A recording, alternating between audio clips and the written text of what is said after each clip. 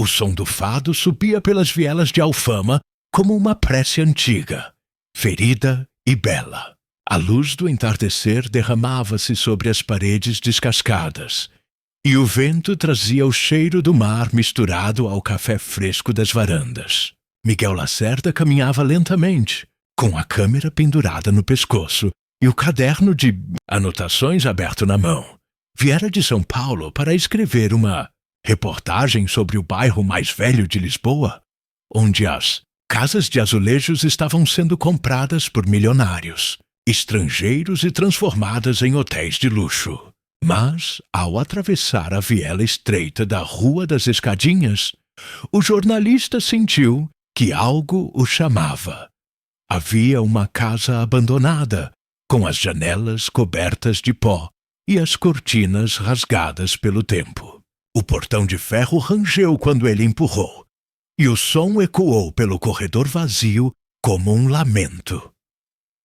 Dentro, o ar cheirava a mofo, madeira antiga e sal. No chão, um violão partido. No canto, um espelho manchado refletia o último raio de sol.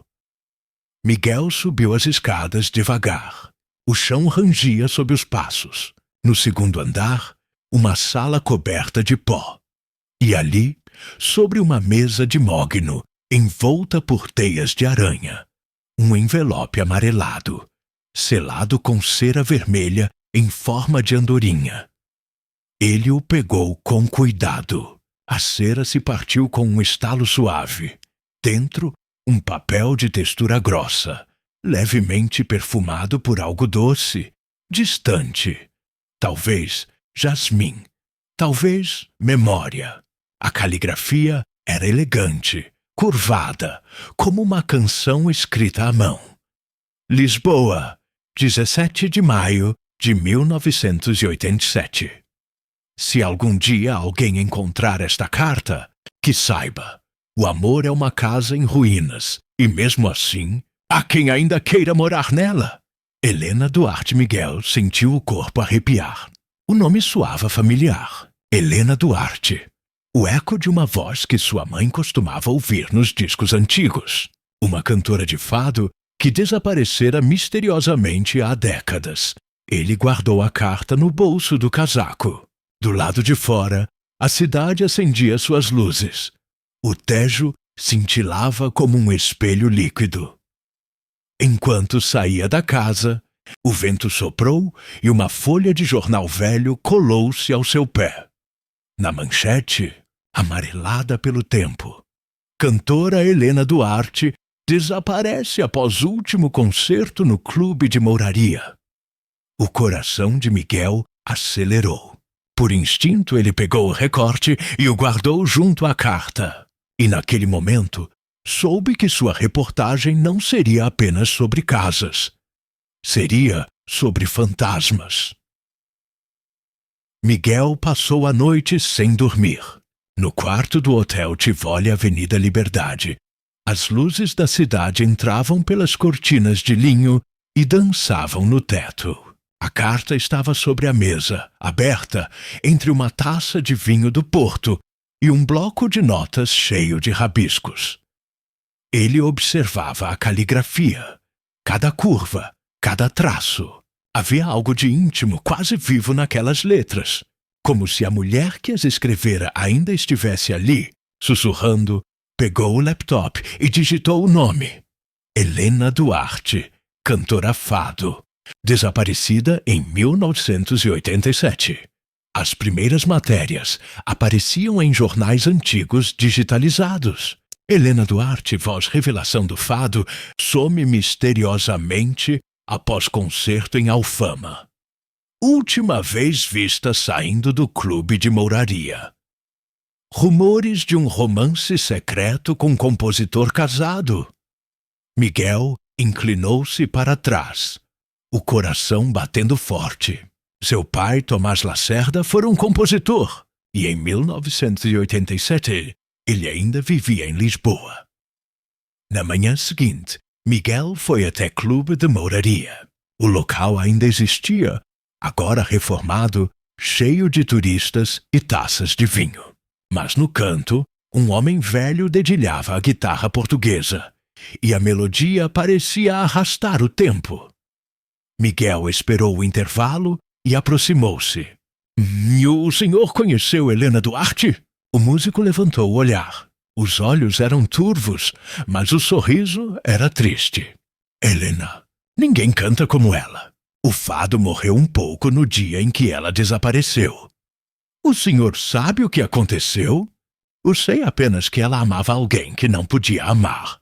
E quando o Tejo engole um segredo, ele não devolve. Miguel anotou cada palavra. Enquanto o homem voltava a tocar, ele olhou o retrato antigo na parede. Helena sorria de vestido preto, segurando um microfone. Nos olhos dela havia algo estranho. Um brilho de quem sabia demais. Ele saiu do clube com a cabeça cheia de perguntas. O sol já se punha sobre Lisboa, e o vento do Tejo trazia o cheiro de maresia e saudade.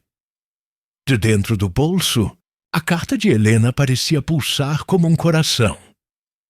Miguel ainda não sabia, mas aquela letra inclinada seria o fio que desataria toda a história da sua própria família. O dia amanheceu com o cheiro do Tejo, misturado ao das padarias que abriam cedo em Alfama. Miguel desceu as ruelas com uma pasta de couro italiano pendurada ao ombro, sentindo o frio suave bater no rosto. O eco dos passos sobre o calçamento antigo parecia acompanhar o ritmo de seus pensamentos. Entrou em um pequeno café, na esquina da Rua da Regueira, onde o tempo parecia ter parado em 1980. O dono, um senhor de bigode grisalho chamado Antônio Rocha, limpava os copos com um pano gasto. Procuro informações sobre uma mulher chamada Helena Duarte, disse Miguel, mostrando o recorte do jornal. Antônio franziu o senho. Helena? Sim, cantava numa oraria, não? Tinha uma voz que fazia até o vinho parar de respirar. O senhor a conheceu bem? Conheci o suficiente para saber que o coração dela nunca esteve inteiro. Um pedaço ficou em Alfama, outro foi levado por um homem de terno, desses que cheiram a dinheiro e culpa. Miguel anotou, o coração apertando. Sabe quem era esse homem? Antônio hesitou. Não pelo nome, mas sei que ele vinha sempre num carro preto, com motorista, e que Helena chorava cada vez que ele partia. O silêncio caiu entre os dois. Do lado de fora, a chuva começava a bater nas pedras da rua. Antônio serviu um café curto e disse quase num sussurro. A última vez que a vi, ela deixou este retrato. Do bolso do avental, tirou uma pequena fotografia em preto e branco. Helena, de perfil, diante do Tejo. No canto inferior, uma assinatura desbotada. Tele Miguel sentiu o sangue gelar. As iniciais de seu pai, Tomás Lacerda. Guardou o retrato como quem segura uma confissão. À tarde, subiu até o miradouro de Santa Luzia. O vento soprava o cabelo. O sol dourava os azulejos azuis. E Lisboa parecia uma cidade feita de memórias. Inês o esperava com a câmera pendurada ao pescoço. Você sumiu o dia todo, ela disse, olhando-o com ternura desconfiada. Estive com um homem que conheceu Helena Duarte. E melamou alguém que não podia amar. Acho que sei quem foi. Inês baixou a câmera.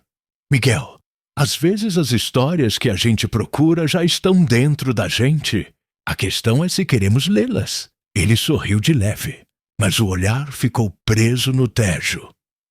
O reflexo do sol na água o cegou por um instante, como se a própria cidade o impedisse de ver o que vinha a seguir.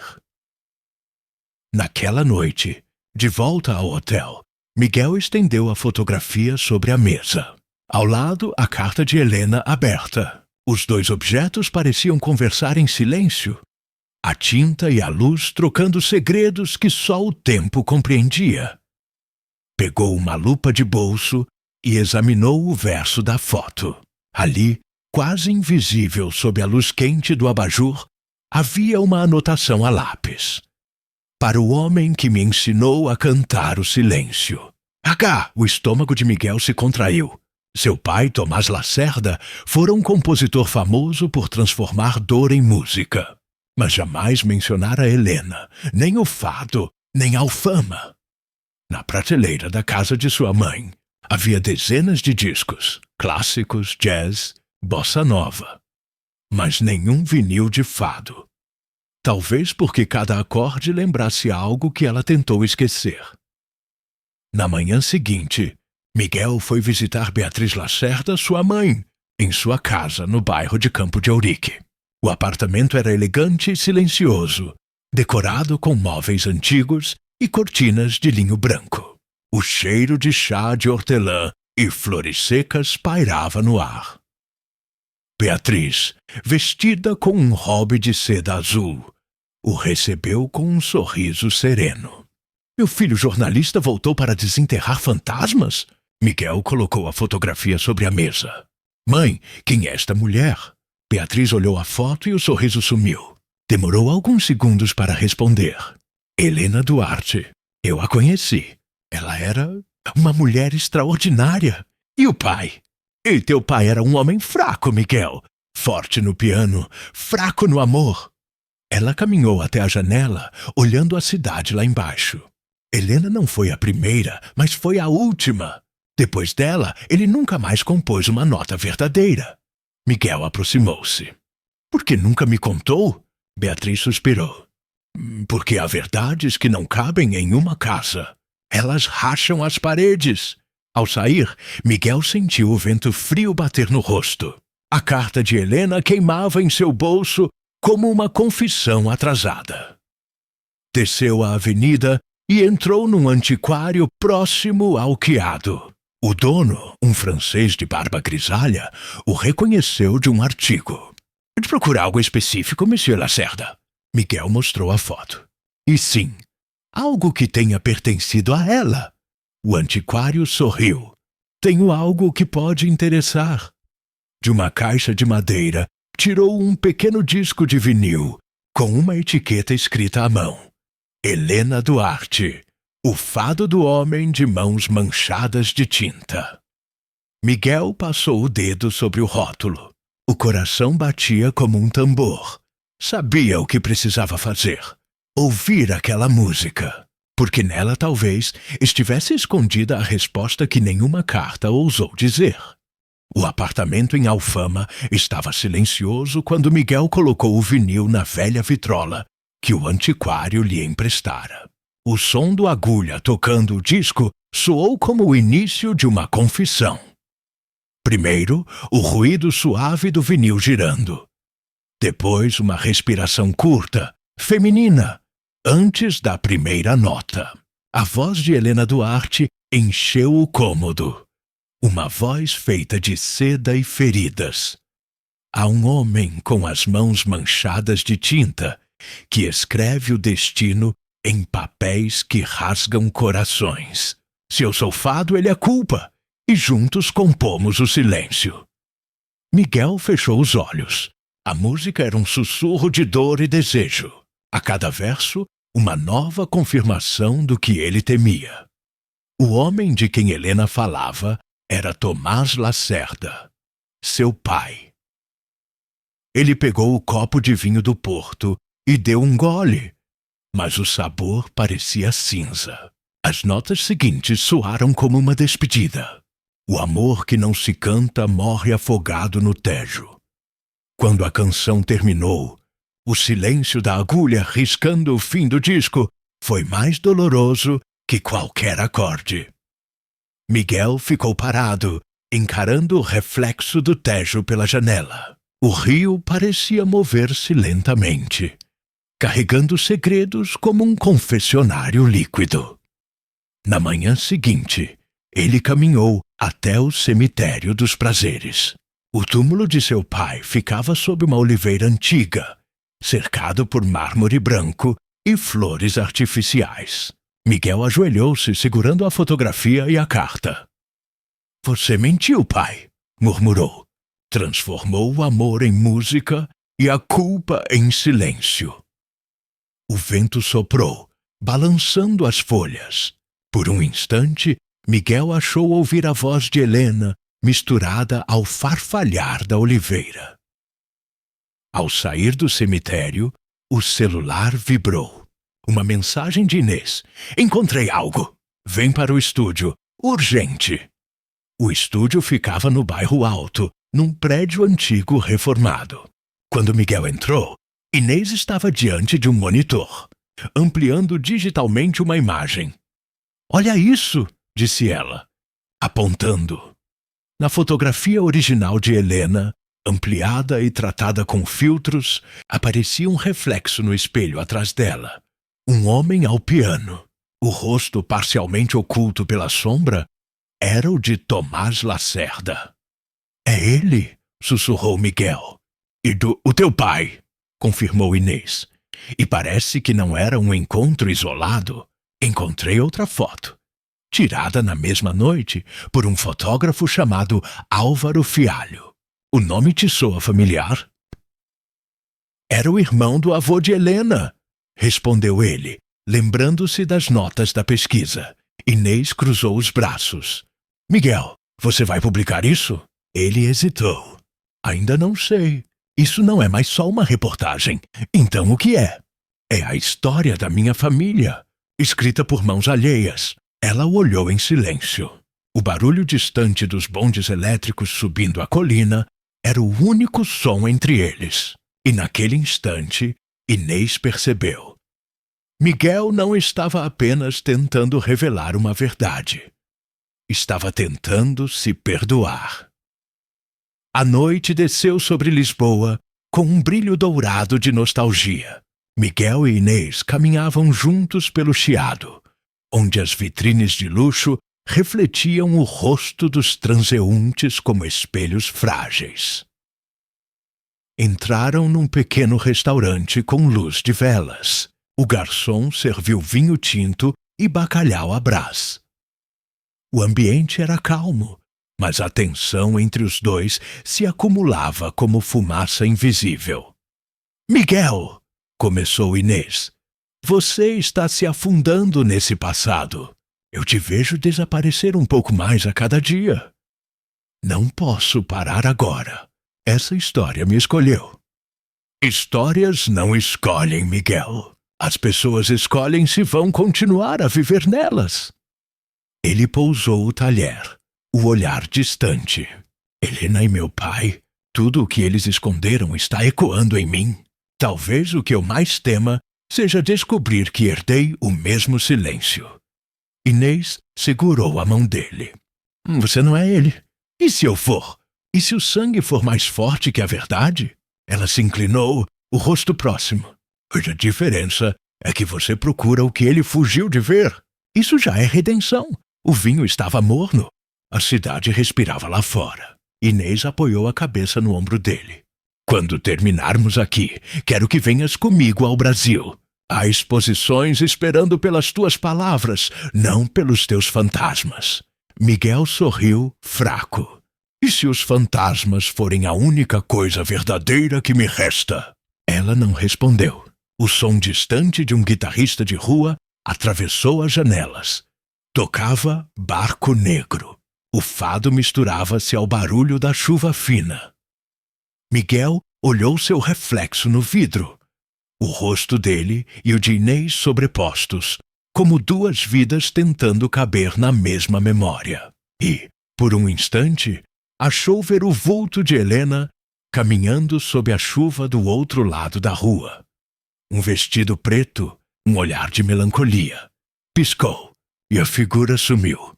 Mais tarde, de volta ao hotel, ele escreveu em seu diário: há verdades que só se revelam a quem aceita perder algo para encontrá-las.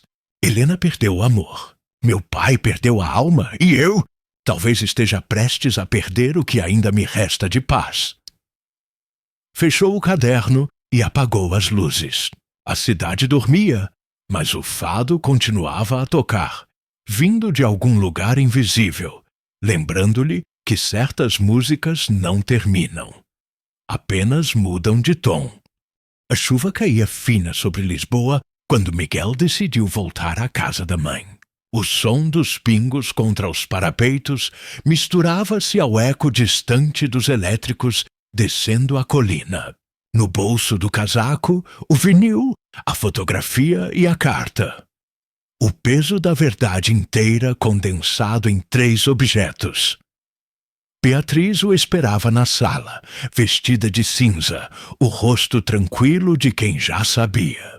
O fogo da lareira projetava sombras no tapete persa, e o cheiro de chá de tilha enchia o ar.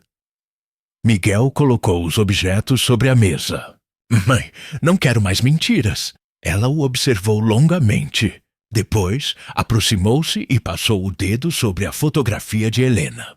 E eu te escondi essa história porque era o único modo de te proteger. O amor entre teu pai e Helena foi real, mas também foi uma ferida aberta. Miguel se sentou, a voz trêmula. Ela o amava, mais do que devia, e ele a amou também, do jeito covarde dos homens que temem perder o que já têm. Eu sabia desde o início, mas o amor é uma forma de silêncio também.